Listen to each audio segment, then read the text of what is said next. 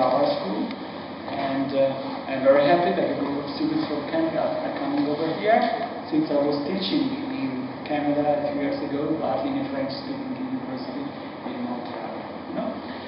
So I know that you have been awfully lucky to hire one of our professors, and we are complaining about the brain drills towards the States, towards Canada, UK, and Scandinavia. But anyway, it's a good challenge just to even organize this kind of event and your journey to Milan. You are very unlucky because of the weather. Usually is not so bad, but you will see visiting Venice, visiting Rome and Florence, you have already been, that there is a great difference. So we could wonder why design developed here. Well, maybe you are not aware that until 150 years ago we were not a united country, we were different states. So Milan was part, maybe you are not aware, of the Habsburg Empire for 200 years. So we were together with Budapest, with Prague and Vienna, which was the capital. You know? Because of that, our food is different. And what is very from other areas, from Turin, 100 kilometers was a French-speaking independent state. Or Piacenza, 50 kilometers was the state of the Pope, the capital Rome, you know. So we are a kind of bastard country, which is very good for design, because we were not good where we are, so to say. Since the Romans, we have always been invaded, and because of that, we are very different, you know. If you go to Venice, but if you go north and to Bozen, there are Germans in a way, they also speak German. And if you go to the south of Italy, in Sicily, it's southern Tunisia. So, you know, we had the Arabs there for centuries. And because of that, this is good in design, because we can talk to many different audiences, you know, because we have different kind of souls. What is interesting in this area is the fact that we have, in the north, so many companies, you know. And why here? Well, there are historical reasons, because we had laborers which were available during winter time to work for something different from the countryside. We had energy because of the water coming from the Alps, and we had the capitals because we had landlords who were ready to invest in new industries, and we also had Swiss people investing in Italy, since we are so close. You know, in half an hour you are in Switzerland. And because of that, we just developed in Brianza, north of Milan, the furniture industry. And maybe you are not aware that most of the fashion, which is branded with French names, is produced in Italy, because we have an organization in the US. I've spoken to them about our districts, you know. So here, Hermes, Celine, or Vuitton, everything, or the great majority of their products is produced in the country. And we still can keep our production. Of course, we have in the past years lost a lot because of the cost of labor in China, but we try as hard as we can to keep manufacturing in our country.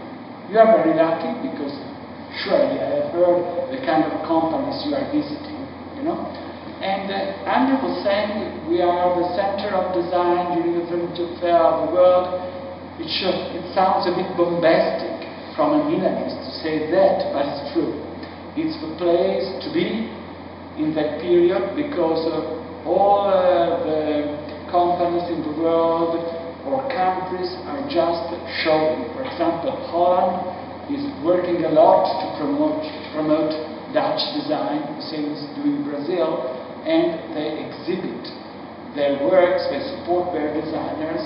Maybe when you go back to Rome, you will visit, it's an amazing place. The Campana brothers had an exhibition in the Brazilian embassy, which was one of the best galleries of Rome, in Piazza Navona. I think I was 2 days ago, so I think when you go back it will be there.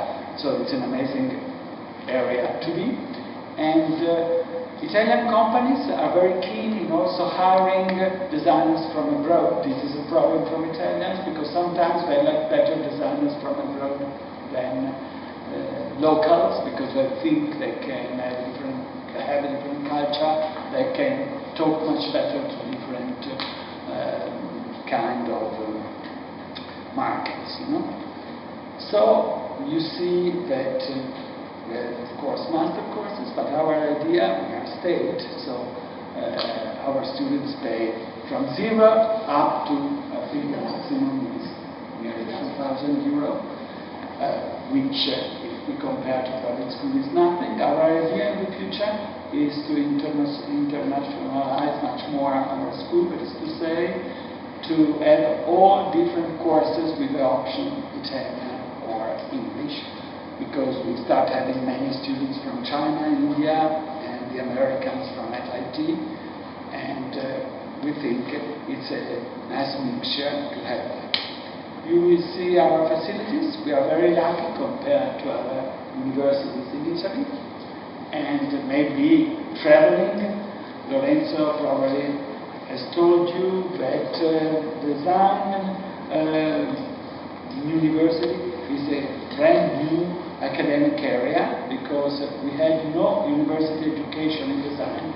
That maybe was the idea, while we had good designers, but the reason, I don't know.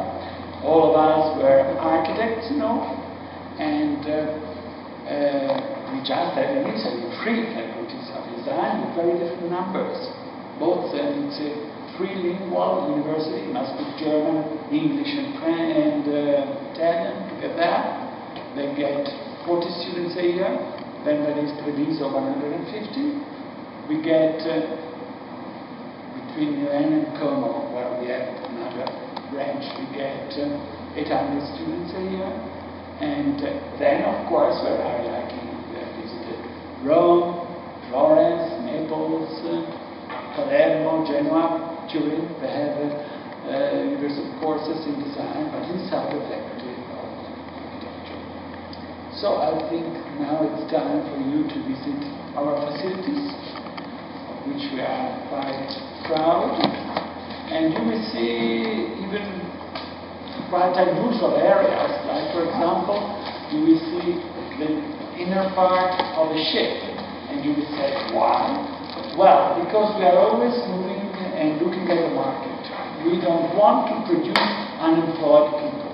So we try to look at the market, what is asking for, and a few years ago we have seen that job design is very attractive, because in Italy we have the biggest producer in the world of cruising ships, and we have many industries of yacht, and they hire designers for the interiors, and it's a very niche, rich market, and that's why we have now courses in that area. But every year we do kind of experiments, just looking at different areas or niches that we can develop in order to find good works for our students, which is not so easy, because I hope you have an idea of how is our society, and the fact that in Italy you are considered young when you are 40, and because the gerontocracy is very strong in our country, and our young people, compared to you, they live in a golden ghetto.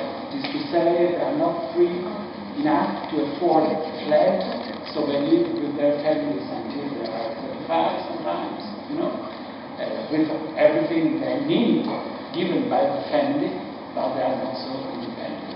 Even in university, they are supported by the family, because it's very difficult for a young person to have a black job or to have a summer job like you have in Canada, I guess, you know, because our laws are a bit too strict, and because of that it's impossible to hire a young person for the summer to do any kind of job, unless it's at home, a really hidden black job. You know?